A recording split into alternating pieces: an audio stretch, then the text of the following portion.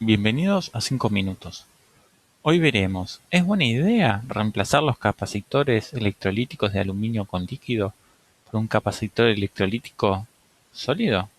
Veremos. ¿Qué tipos de capacitores electrolíticos existen?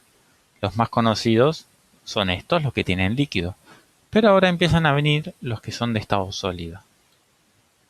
¿Qué diferencia tiene este capacitor con estos otros?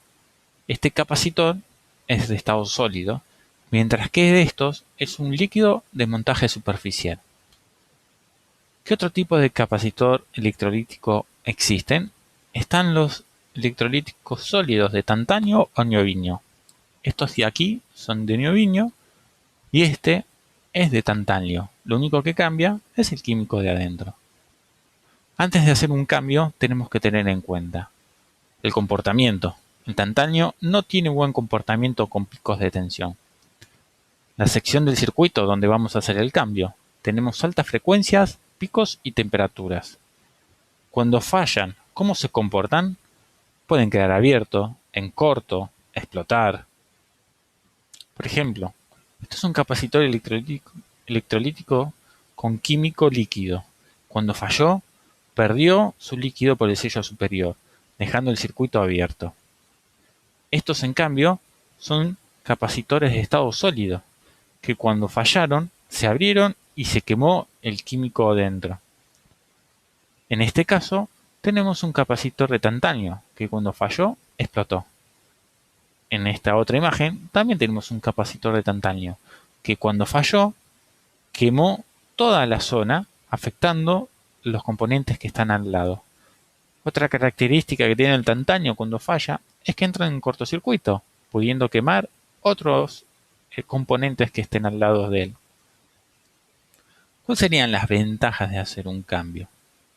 El capacitor de aluminio con líquido pierde sus capacidades con el tiempo. El capacitor con aluminio puede fallar y su sello perder el contenido, arruinando el circuito.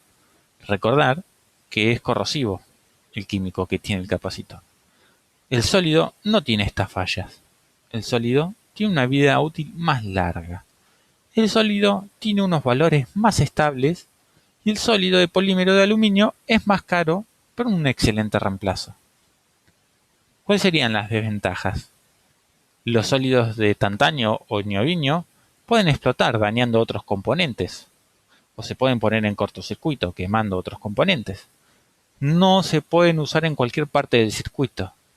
El precio de los sólidos de aluminio todavía es un poco caro.